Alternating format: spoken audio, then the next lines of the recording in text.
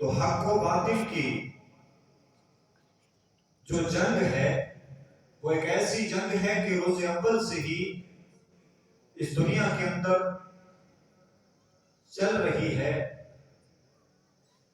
دنیا کی تمام لڑائیاں، جتنے بھی جھگڑے ہوتے ہیں وہ ایک نہ ایک دن ختم ہو جاتے ہیں، مگر یہ حق و باطل کی جنگ حضرت آدم علیہ نبینا علیہ الصلوۃ والتسلیم سے لے کر کے اب تک جاری ہے، اور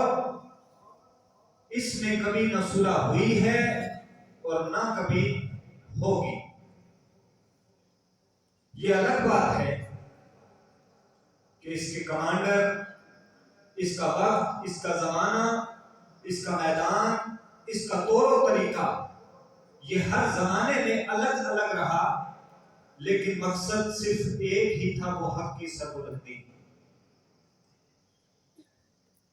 تو حضرت سیدنا آدم علیہ نبینا علیہ الصلوۃ والتسلیم جب اس دنیا کے اندر تشریف لائے تو اللہ تبارک و تعالی نے تمام فرشتوں کو یہ حکم دیا کہ میرے اس برگزیدہ بندے کو، اس آدم کو سجدہ کرو. چنانچہ قرآن مجید کے اندر آپ نے بارہا یہ آیت مقدسہ پڑھی ہوگی، وَإِذْ قُلْنَا لِلْمَلَائِكَةِ اسْجُدُوا لِآدَمَ. رب کائنات نے ارشاد فرمایا کہ اے فرشتوں، تم سب کے سب میرے اس آدم کے سامنے سجدہ ریز ہو جاؤ. اور تمام فرشتوں نے اللہ کے اس حکم کی پاسداری کی. وہ اللہ کے حکم پر آدم علیہ السلام کے سامنے سجدہ ریز ہو گئے، اور وہیں پر ابلیس جس نے انکار کیا، اور ایسا انکار کہ وہ رب کی بارگاہ میں اعتراض کر کے انتہائی گستاخی اور بے ادبی کا مرتکب ہوا، اور اس نے رب کی بارگاہ میں جو اعتراض کیا وہ اعتراض یہ تھا کہ رب کریم خلقتنی من نار وخلقتہ من طین، کہ مولا تو نے مجھے آگ سے پیدا کیا ہے اور آدم کو مٹی سے پیدا کیا ہے، تو آگ مٹی کے سامنے کیسے جھک سکتی ہے؟ آگ مٹی کو سجدہ کیسے کر سکتی ہے؟ تو گویا رب کی بارگاہ میں اعتراض کر رہا ہے، اور اعتراض کے ساتھ ہی گستاخ ہو گیا، اور انتہائی گستاخی کے ساتھ اور بے ادبی کے ساتھ وہ مردود بارگاہ ہو گیا. تو بس یہیں سے حضرت آدم اور سیدنا ابراہیم، حضرت سیدنا آدم علیہ نبینا علیہ الصلوۃ والتسلیم کے بعد پھر یہ فکر جو حقانیت پر مبنی تھی حضرت ابراہیم کے پاس آتی ہے. حضرت ابراہیم خلیل اللہ جب اپنی قوم کو دیکھتے ہیں کہ میری قوم کہیں سورج کو سجدہ کر رہی ہے، کہیں چاند کو سجدہ کر رہی ہے، کہیں نمرود کو اپنا معبود بنائے بیٹھی ہے، تو اپنی قوم سے حضرت سیدنا ابراہیم خلیل اللہ علیہ الصلوۃ والتسلیم مخاطب ہوتے ہیں، اور حق کی علمبرداری کرتے ہوئے حضرت ابراہیم علیہ السلام نے ارشاد فرمایا اور اپنا جو حق تھا منصب کا اسے ادا کیا کہ یہ سورج، یہ چاند یہ تو ڈوب جاتے ہیں. اور قرآن کریم کے اندر مسلسل چند آیات کے اندر وہ سارا کلام موجود ہے جو حضرت سیدنا ابراہیم اور آپ کی جو امت تھی ان کے درمیان جو مکالمہ ہوا نمرودیوں کے درمیان، وہ قرآن مجید کے اندر موجود ہے. میں صرف مفہوم بیان کر کے گزرنا چاہتا ہوں. آپ نے ارشاد فرمایا کہ جب یہ سورج ڈوب جاتا ہے، چاند ڈوب جاتا ہے، تو ان کو سجدہ کیوں کیا جائے؟ میرا رب تو وہ رب ہے جو زندگی عطا کرتا ہے، جو موت عطا کرتا ہے، یعنی جو مارتا بھی ہے اور جلاتا بھی ہے. تو تو خیر نمرودیوں کی اتنی عقل نہیں تھی کہ وہ حضرت سیدنا ابراہیم خلیل اللہ علیہ الصلوۃ والتسلیم کی اس بات کو سمجھتے. تو انہوں نے سمجھا کہ یہ تو کوئی بڑا کام نہیں، کسی کو زندہ رکھنا، کسی کو مار دینا. تو انہوں نے سمجھا کہ یہ تو چھوٹا سا کام ہے. قید سے 2 قیدیوں کو بلا کر کے جس کو زندہ رکھنا تھا اس کو مار دیا، اور جس کو موت کی سزا ہوئی تھی اس کو چھوڑ دیا. اور حضرت ابراہیم کو کہا یہ دیکھو ہم نے تو یہ کام بھی کر دیا. تو حضرت ابراہیم خلیل اللہ سمجھ گئے کہ ان کی عقل میں یہ بات آنے والی نہیں. تو حضرت ابراہیم علیہ السلام نے ارشاد فرمایا کہ میرا رب وہ عظیم رب ہے جو سورج کو مشرق سے نکالتا ہے، مغرب میں ڈبو دیتا ہے. تم اگر اپنے رب ہونے کا دعویٰ کرتے ہو تو کسی ایک دن اس سورج کو مشرق کے بجائے مغرب سے نکال کر کے دکھاؤ. تو حضرت سیدنا ابراہیم خلیل اللہ علیہ السلام نے یہ بات کی تو قرآن مجید کے اندر رب تبارک و تعالیٰ فرماتا ہے فَبُهِتَ الَّذِي كَفَرَ کہ وہ کافر مبہوت ہو گیا. اب اس کی سمجھ میں کچھ نہیں آ رہا تھا کہ کیا جواب دیا جائے. اور پھر رب فرماتا ہے کہ اللہ تعالیٰ وَاللَّهُ لَا يَهْدِي الْقَوْمَ الظَّالِمِينَ کہ اللہ ظالموں کو ہدایت نہیں دیتا ہے. تو اسی منصب کی ادائیگی پر حضرت ابراہیم خلیل اللہ علیہ السلام کو آگ میں ڈالنے کی کوشش کی گئی. یہ سارے واقعات قرآن مجید کے اندر موجود ہیں، اور قرآن کریم کے اندر یہ موجود ہے کہ جب حضرت آدم علیہ السلام حضرت سیدنا ابراہیم علیہ السلام کو آگ کے اندر نمرود نے ڈالنا چاہا اور اس کی تیاریاں کروائی، تو حضرت سیدنا ابراہیم جب آگ میں پہنچے تو اللہ تبارک و تعالی نے اس آگ کو ان پر گلزار بنا دیا. اور رب فرماتا ہے یا نار کونی برداً وسلاما علی ابراہیم کہ اے آگ میرے اس ابراہیم پر تو سلامتی والی اور ٹھنڈی ہو جا. تو وہاں بھی اللہ تبارک و تعالی نے اس حق کو سربلندی عطا فرمائی. پھر یہ سلسلہ رکا نہیں تو مصر کے شہر کے اندر فرعون پیدا ہو گیا. حضرت موسیٰ علیہ الصلوۃ والتسلیم جو اللہ کے نبی ہیں، کلیم اللہ ہیں، حضرت موسیٰ علیہ الصلوۃ والتسلیم کے ساتھ پھر یہ حق و باطل کی جنگ کا سلسلہ رہا. اور پھر یہ سلسلہ چلتے چلتے ہمارے اور آپ کے آقا جناب محمد عربی صلی اللہ علیہ وسلم تک پہنچا ہے. اور میرے آقا صلی اللہ تعالی علیہ وسلم جب مکہ کی زندگی گزار رہے تھے، جب آپ مکہ شریف کے اندر موجود تھے، جب آپ نے اعلان نبوت فرمایا تو جو ابتدائی 13 سال ہیں اعلان نبوت کے بعد آقا کریم صلی اللہ علیہ وسلم نے وہ مکہ شریف کے اندر گزارے. پھر یہ جنگ وہاں پہنچتی ہے اور ایک دار الندوہ جو کافروں نے اپنا ایک پنچایت گھر بنایا ہوا تھا جس کے اندر بیٹھ کر کے یہ میٹنگیں کرتے تھے، جس میں سرکار علیہ السلام کے لیے منصوبہ بندیاں کی جاتی تھی. جب یہ آقا کریم صلی اللہ تعالی علیہ وسلم کو آپ کے تبلیغ کے انداز کو دیکھ کر کے مبہوت ہوئے تو آقا کریم علیہ السلام کے خلاف سازشیں کرنے لگے. اور اس دار الندوہ کے اندر ایک دن یہ سب اکٹھے ہوئے، بڑے بڑے کافر اس میں موجود ہیں، اور انہوں نے اب یہ منصوبہ بندی کی کہ کس طرح سے محمد عربی صلی اللہ علیہ وسلم کو روکا جائے. تو قریش کا ایک بہت بڑا آدمی تھا جس کو ابو البختری کہتے ہیں. یہ ابو البختری اپنی رائے لے کر کے کھڑا ہوا اور اس نے کہا کہ یہ محمد رسول اللہ جو ہیں، محمد ابن عبداللہ جو ہیں، ان کی آواز کے اندر، ان کے قرآن پڑھنے کے اندر اللہ نے ایسی تاثیر رکھی ہے کہ جب یہ مکہ کی گلیوں میں قرآن پڑھتے ہیں، اسلام کی تبلیغ کرتے ہیں، تو جس کے کانوں میں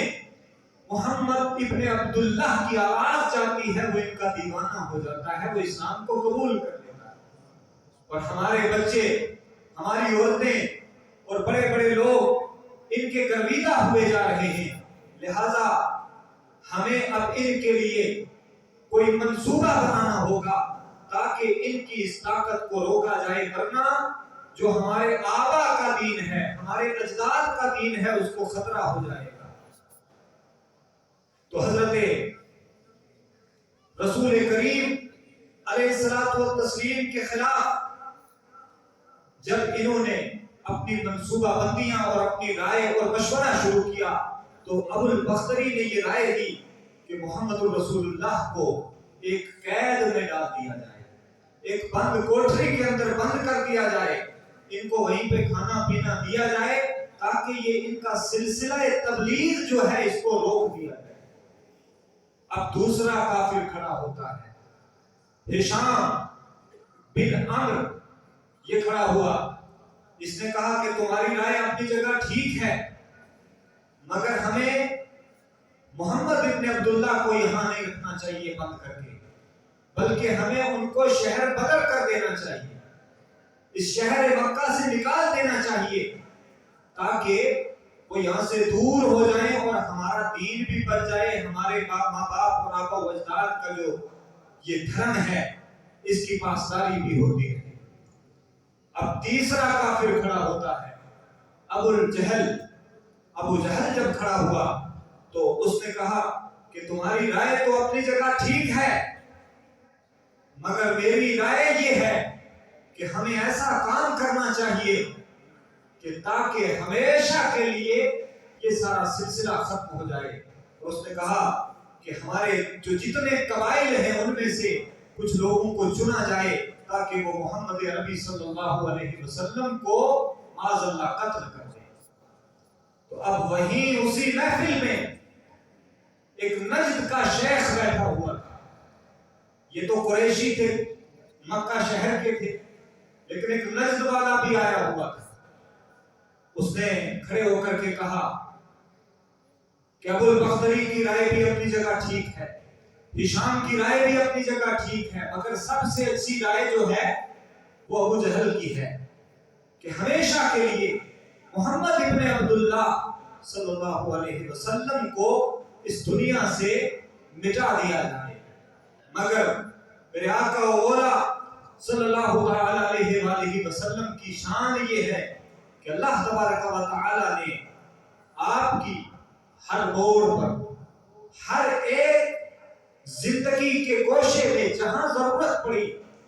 اللہ تبارک و تعالی نے غیب سے سرکار دو عالم صلی اللہ علیہ وسلم کی مدد فرمائی، اور یہ حق کی مدد تھی، چونکہ حضور اپنی طرف سے نہیں بلکہ رب کی طرف سے مبلغ بنا کر کے بھیجے گئے، نبی بنا کر کے بھیجے گئے، اللہ کا پیغام لے کر کے آئے تھے۔ تو حضور نبی اکرم صلی اللہ علیہ وسلم کے ساتھ جب اس طرح کے واقعات پیش آئے تو ایک جنگ کے موقع پر میرے آقا صلی اللہ علیہ وسلم دوپہر کا وقت تھا، ایک سائے دار درخت میں میرے آقا تشریف لے جاتے ہیں اور سائے دار درخت کے نیچے میرے آقا آرام کرنے لگے۔ اپنی تلوار کو آپ نے اسی درخت پر لٹکا دیا۔ اسی دوران ایک دشمن نے دیکھا، ایک کافر نے دیکھا کہ بڑا اچھا موقع ہے، اس سے اچھا موقع اور کوئی نہیں مل سکتا، تو وہ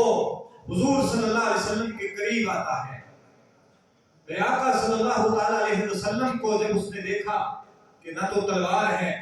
آرام کر رہے ہیں، موقع اچھا ہے، لیکن میرے آقا صلی اللہ علیہ وسلم سے جب اس نے پوچھا کہ اے محمد صلی اللہ علیہ وسلم، اب آپ بتائیں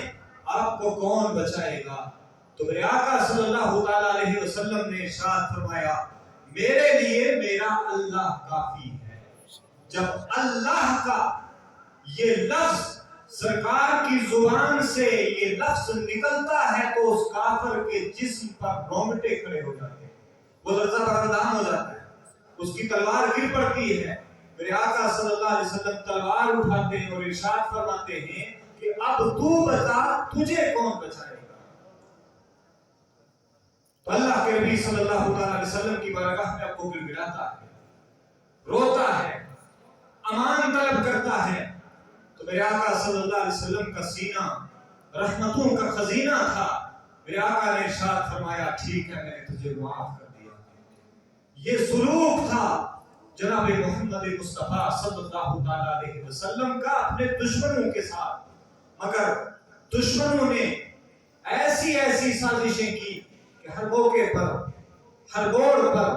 زندگی کے ہر لمحے پر میرے آقا صلی اللہ علیہ وسلم کے خلاف غلاظتیں برتتے رہے، ہمیشہ آپ کی دشمنی میں سازشیں رکھتے رہے، مگر کسی موڑ پر میرے آقا صلی اللہ علیہ وسلم نے ان کو رحمت کے دامن سے ہٹایا نہیں، بلکہ میرے آقا صلی اللہ علیہ وسلم نے حد الوسع ان کو امان بھی دی، اور انسانی سلوک کا جذبہ بھی میرے آقا صلی اللہ علیہ وسلم نے دنیا کو سکھلایا۔ پھر یہ سلسلے یہیں پر نہیں رکتے ہیں، آقا کریم علیہ الصلوۃ والتسلیم کے بعد بھی صحابہ کرام رضوان اللہ تعالی علیہم اجمعین، اور پھر سلسلہ بہ سلسلہ جتنے غزوات ہوئے، تمام غزوات کو اگر آپ دیکھیں گے تو مسلمانوں نے کبھی بھی مسلمانوں نے اور سرکار کے ان شاگردوں نے، صحابہ کرام نے، اہل بیت اطہار نے کسی کے ساتھ زیادتی نہیں، کسی کے اوپر ظلم نہیں کیا، کبھی کہیں پر کوئی ایسا موقع نہیں آیا کہ کسی منکر کو یا کسی غیر کو یہ اعتراض کرنے کا موقع ملے کہ معاذ اللہ مسلمانوں نے ہمارے اوپر ظلم کیا ہے، نہیں، بلکہ ہمیشہ اپنوں کے ساتھ بھی اور غیروں کے ساتھ بھی انصاف کا معاملہ کیا۔ اور یہاں تک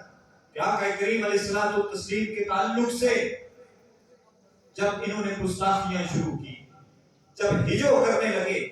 تو بہت سارے ایسے واقعات صحابہ کرام کے زمانے میں ملتے ہیں کہ حضور صلی اللہ علیہ وسلم کی ہجو کرتے یہ لوگ، شعروں میں میرے آقا صلی اللہ علیہ وسلم کو برا بھلا کہتے، نثر میں بھی، نظم میں بھی، لیکن اس کے باوجود صبر کا دامن نہ چھوڑا گیا۔ اور میرے آقا صلی اللہ علیہ وسلم کی جو مکی زندگی ہے، چونکہ وہاں وسائل نہیں تھے، چونکہ وہاں کفار کا ایک طرح سے غلبہ تھا، تو میرے آقا نے صبر کی تلقین کی۔ جب ہجرت ہو گئی تو اللہ کی طرف سے حکم آیا ہے محبوب اب تمہیں جہاد کرنا ہے، اور اپنے ان شاگردوں سے، صحابہ سے فرما دیجئے کہ اب جد و جہد کے لیے تیار ہو جاؤ۔ اور پھر میرے آقا صلی اللہ علیہ وسلم نے اپنے صحابہ کو وہ تربیت دی، وہ تعلیم عطا فرمائی، اور پھر یہ سارے سلسلے ہوتے ہوتے یہاں تک کہ اللہ تبارک و تعالی نے اپنے مدد سے مکہ کو بھی حضور کے لیے مسخر کر دیا، مکہ فتح ہو گیا۔ لیکن جو گستاخان رسول تھے، وہ لوگ جو سرکار کی بارگاہ میں گستاخیاں کیا کرتے تھے، جب میرے آقا صلی اللہ علیہ وسلم مدینہ شریف سے فاتح بن کر مکہ کے اندر داخل ہوتے ہیں، کعبہ شریف میں پہنچتے ہیں، تو میرے آقا نے ارشاد فرمایا چند لوگوں کے لیے، وہ چند لوگ تھے جو میرے آقا کے گستاخ تھے، ان کے لیے فرمایا کہ سب کو امان دی جائے، عورتوں کو نہ کچھ کہا جائے، بچوں کو نہ کچھ کہا جائے، بزرگوں کو کچھ نہ کہا جائے، سب کو میری طرف سے امان ہے۔ مگر چند لوگ ایسے تھے جنہوں نے سرکار کی بارگاہ میں گستاخیاں کی تھی، تو آقا نے ارشاد فرمایا اگر وہ تمہیں حرم کعبہ کے پردوں میں لپٹے ہوئے ملے تو ان کو وہاں بھی قتل کر دو۔ تو گویا جو سرکار کی گستاخیاں کرتے ہیں ان کی سزا کا تعین خود سرکار دو عالم صلی اللہ علیہ وسلم نے فتح مکہ کے دن فرما دیا۔ اور اسی طرح حالانکہ عورتوں کے لیے یہ قانون تھا کہ کسی جنگ میں اگر عورت چاہے وہ غیر ہو، اس کا جو انسانی حق اور اخلاقی حق ہے وہ اس کو دیا جائے، مگر اگر وہی عورت سرکار کی گستاخ ہوگی تو آقا کریم علیہ السلام کی تعلیمات سے یہ پتا چلتا ہے کہ سرکار کی گستاخی پر اس کو معاف نہیں کیا جائے گا، بلکہ اس کی سزا سزائے موت ہے۔ اور اسی طرح اگر آپ دیکھیں گے تو بدر کے میدان میں جب حضرت سیدنا ابو عبیدہ ابن جراح رضی اللہ تعالیٰ عنہ صحابی رسول ہیں، اور کوئی عام صحابی نہیں بلکہ سابقون اولون میں سے ہیں، عشرہ مبشرہ میں سے ہیں، جن کے لیے آقا کریم علیہ السلام نے ان کی زندگی میں ان کو جنت کی بشارت عطا فرمائی، جن کو امیر الامراء سرکار نے لقب دیا، جن کو امین الامہ کا لقب سرکار نے دیا کہ یہ میری امت کا امین ہے، یہ تمام رئیسوں کا رئیس ہے۔ جب حضرت ابو عبیدہ ابن جراح رضی اللہ تعالیٰ عنہ بدر کے میدان میں جنگ کے دوران جب آپ کا مقابلہ اپنے والد سے ہوتا ہے، چونکہ وہ دشمنوں کی صف میں تھے، وہ کفار کی صف میں تھے، تو حضرت ابو عبیدہ جب اس امتحان میں مبتلا ہوئے کہ ایک طرف مسئلہ دین کا ہے، شریعت مصطفیہ کی پاسداری کا ہے، اور دوسری طرف میرا باپ کھڑا ہے، تو انہوں نے باپ کا لحاظ نہیں کیا بلکہ سرکار کے لائے ہوئے دین کی پاسداری کے لیے اپنے باپ کا سر قلم کر کے سرکار کے قدموں پہ رکھا۔ یہ سرکار کی محبت تھی، یہ دین کا رس تھا۔ اور جب کفار و مشرکین میرے آقا علیہ الصلوۃ والتسلیم کی بارگاہ میں نازیبہ کلمات کہا کرتے تھے، تو میرے آقا صلی اللہ علیہ وسلم اکثر و بیشتر جو شروعاتی دور تھا اس میں سرکار نے اپنی رحمت کا مظاہرہ کیا، اس لیے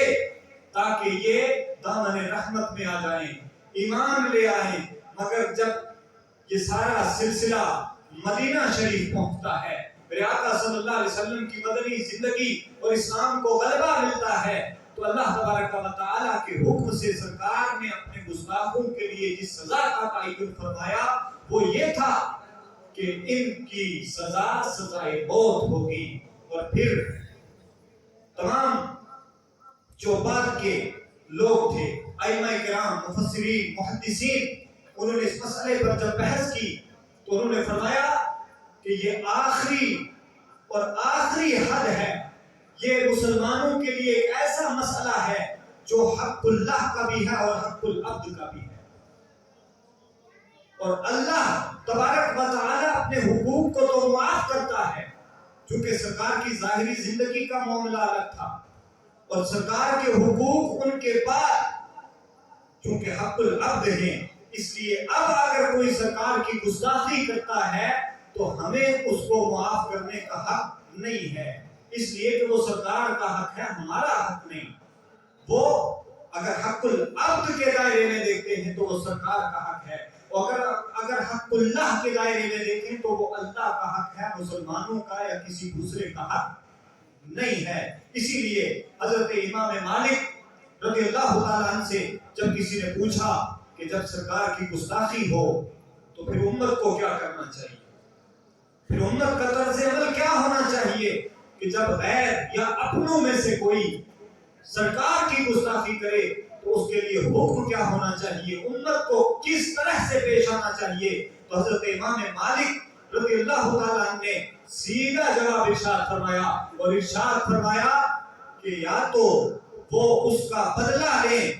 اس کو موت کی سزا دیں، اگر وہ ایسا نہیں کر سکتے، اس کو نہیں، اس تک نہیں پہنچ سکتے، وہ رسائی نہیں ہے، تو امت کو پھر خود مر جانا چاہیے۔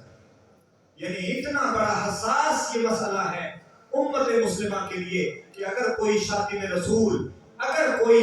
گستاخ رسول سرکار کی بارگاہ میں گستاخی کرتا ہے تو دنیا میں جہاں جہاں بھی مصطفیٰ جان رحمت صلی اللہ علیہ وسلم کے ماننے والے ہیں، آپ کے کلمہ پڑھنے والے ہیں، ان سب کے دلوں کو ٹھیس پہنچتی ہے، ان سب کے جذبات پہ حملہ ہوتا ہے اور ان کو بھرنے کی کوششیں ہوتی ہیں۔ اور یہ وہ لوگ ہیں کہ جو یہ کہتے ہیں کہ ہم بڑے روشن خیال ہیں، یہ وہ لوگ ہیں جو کہتے ہیں کہ ہم نے دنیا میں بڑی ترقیاں کی ہیں، یہ وہ لوگ ہیں جو یہ کہتے ہیں کہ ہم نے دنیا کو بڑا ڈیولپ کیا ہے، تعلیم اور ایجوکیشن کا ہم نے سسٹم دیا ہے، مگر حقیقت یہ ہے کہ اپنے رائے کے اظہار کا اخلاق اور انسانیت کے ناطے جو طریقہ ہے وہ طریقہ یہ ہے کہ اگر آپ کسی سے اختلاف کرتے ہیں تو اس کا اختلاف بھی دائرے اور ادب کے دائرے کے اندر ہوتا ہے، مگر یہاں بات کسی عام شخص کی نہیں، بلکہ بات اس ذات کی ہے کہ جس ذات کی گواہی اللہ کریم نے خود عطا فرمائی، جس کو خود رب کائنات نے فرمایا کہ یہ میرا حبیب ہے، یہ کائنات کے لیے رحمت ہے، یہ کائنات کے لیے باعث امن ہے۔ تو اگر محور امن کو، محور رحمت کو اور علم کے محور کو اور تمام دنیا کی امن و امان کے محور کو کوئی توڑنے کی کوشش کرتا ہے تو گویا آپ سمجھیں اس سے بڑا دہشت گرد اور کوئی ہو ہی نہیں سکتا، اس سے بڑا ظالم کوئی نہیں ہو سکتا، اور اس سے زیادہ غیر انسانی سلوک کرنے والا اور کوئی نہیں ہو سکتا۔ آپ نے سب نے سنا ہوگا اور اب سب جانتے بھی ہیں کہ یہ کوئی نیا معاملہ نہیں ہے۔ میں نے اسی لیے شیطان سے لے کر کے فرعون، نمرود، یزید سے لے کر کے ابو جہل اور ہشام، عتبہ اور ولید تک یہ نام اس لیے گنوائے کہ یہ کوئی اور نہیں، یہ وہی ہیں جن کے بارے میں اللہ نے اپنے کلام کے اندر ان کی اصلیت کو مکمل طور پہ واضح فرمایا اور ارشاد فرمایا کہ میرے محبوب علیہ السلام کے جتنے شاتم اور گستاخ ہیں یہ سب کے سب دراصل اپنے باپ کے نطفے سے نہیں ہیں، یہ اپنی اصل سے نہیں ہے، ان کی حقیقت کو وہ شگاف کیا۔ اور جب یہ آیت اتری تھی تو ولید اپنی ماں کے پاس پہنچا، اس کی تفسیر کو آپ پڑھیں سورہ قلم کے اندر، نون والقلم کے اندر، تو یہ ساری آیات ہمیں بتاتی ہیں کہ حقیقت میں جب کوئی گستاخ سرکار پر اپنی زبان کو کھولتا ہے اس سے سرکار کی عزت پر کوئی فرق نہیں پڑتا، چونکہ اللہ نے وعدہ فرما لیا کہ محبوب ہم نے تیرے ذکر کو بلند کر دیا اور ہر آنے والا لمحہ پچھلے لمحے سے تیرے لیے بہتر ہوگا، وہاں کوئی فرق نہیں پڑتا۔ اصل میں ہوتا یہ ہے کہ جن کی اصل اور نسل میں خرابی ہوتی ہے وہ اپنی اصل اور اپنا شجرہ اور اپنی نسل کو بتاتے ہیں اور اپنی زبانیں سرکار علیہ الصلوۃ والتسلیم پر کھولتے ہیں۔ اس لیے ہم سب کو چاہیے کہ اس طرح کے جتنے لوگ ہیں، چاہے وہ ہماری صفوں میں ہوں، وہ کسی لبادے میں ہوں، کسی بھی مذہب سے تعلق رکھنے والے ہوں، ایسے لوگوں کے خلاف ہم سب کو یک زبان ہونا پڑے گا، ہم سب کو متحد ہونا پڑے گا، ورنہ یہ سرکار کی ذات کا معاملہ نہیں، یہ ہمارے ایمان کا معاملہ ہے، ہم سب کی غیرت کا معاملہ ہے۔ اور اس وقت جس طرح کے لوگ ہم پر مسلط ہیں یہ سب ہمارے اعمال کا نتیجہ ہے، اور اس کا واحد حل یہ ہے کہ ہندوستان کے اندر جتنی مذہبی تنظیمیں جن مذاہب کی ہیں ان سب کا یہ انسانی اور اخلاقی فرض بنتا ہے کہ ایسے لوگوں کے خلاف وہ سب متحد ہو جائیں، اور بالخصوص مسلمان ایسے لوگوں کو کبھی برداشت نہیں کر سکتے، چونکہ مسلمان وہ واحد قوم ہے دنیا کی جس نے مسلمانوں کو ہی نہیں بلکہ پوری دنیا کی انسانیت کو امن کا پیغام دیا ہے۔ اگر آپ ان کی غیرت کو للکاریں گے، اگر آپ ان کے اس زون کے اندر جو ڈینجر زون ہے وہاں ہاتھ ڈالنے کی کوشش کریں گے تو پھر آپ سمجھیں کہ آپ خود کو خطرے میں ڈال رہے ہیں اور پورے ملک کو خطرے میں ڈالنے کی کوشش کر رہے ہیں۔ اور اس طرح کے جتنے عناصر وہ کسی بھی مذہب سے تعلق رکھتے ہوں، وہ کسی بھی مسلک سے تعلق رکھتے ہوں، وہ کسی بھی کمیونٹی سے تعلق رکھتے ہوں، ان کے لیے ضروری ہے کہ ملک کے اندر ایسا قانون ہو جو ان سب کو کسی ایک دائرے میں لائے اور ان کی زبانوں کو لگام دے، ورنہ حالات بگڑنے میں وقت نہیں لگتا ہے، اور یہ لوگ مرتکب ہیں اور یہ پورے ملک کے لیے ایک چیلنج بنے ہوئے ہیں، اور اس سے بڑی دہشت گردی اور کوئی ہو نہیں سکتی ہے۔ اس لیے حکام والا جتنے بھی ہیں ان سے ہماری یہ گزارش ہے کہ آپ ہر دن کبھی مسلمانوں کے خلاف کوئی بل لے کے آتے ہیں، کبھی وقت کے تعلق سے بل لاتے ہیں، کبھی ہمارے مزارات، ہمارے مقدس مقامات کے لیے آپ بل لاتے ہیں، وہ الگ بات ہے، وہ ہمیں تسلیم نہیں، لیکن یہ ہمارا سب سے بڑا معاملہ ہے۔ ہماری مسجدیں ہوں، ہمارا قرآن عظیم ہو، ہماری خانقاہیں ہوں، یا ہمارا جتنا اثاثہ ہے وہ سب سرکار سے جڑا ہوا ہے۔ یہ آخری نسبت ہے ہماری، یہ آخری حد ہے ہماری۔ اگر یہاں تک کوئی پہنچنے کی کوشش کرے گا تو ہم بھی آخری حد تک جانے کو انشاءاللہ تیار ہیں، چونکہ یہ ہمیں درس دیا ہے ہمارے دین نے، ہمارے مذہب نے، اور ہم اپنے مذہب سے اوپر کسی چیز کو نہیں سمجھتے۔ یہ مسلمانوں کا ایمان ہونا چاہیے۔ ملک ہمارے لیے ہے، بلکہ وہ بہت بعد میں ہے، سب سے پہلے ہمارے لیے ذات اللہ اور اس کے رسول کی ہے۔ جہاں اللہ اور اس کے رسول اور اس کے قانون کو پامال کرنے کی بات آئے گی تو پھر ہم بھی حد کو کراس کر سکتے ہیں، پھر یہاں حدود نہیں دیکھی جائیں گی۔ ہمارے لیے حد وہی ہے جو اللہ اور رسول نے قائم کر دی، اور مسلمانوں کو یہ بتایا کہ امن و امان کی فضا کو ہمیشہ بحال رکھیں۔ لیکن جہاں اللہ اور اس کے رسول اور قرآن اور ہمارے مقدسات کا معاملہ آئے تو پھر ہماری جانیں، ہمارا مال، ہمارا عیال، ہماری عزتیں، ہمارا سب کچھ اللہ اور اس کے رسول اور اس کے دین کے لیے قربان ہونے کو تیار ہے۔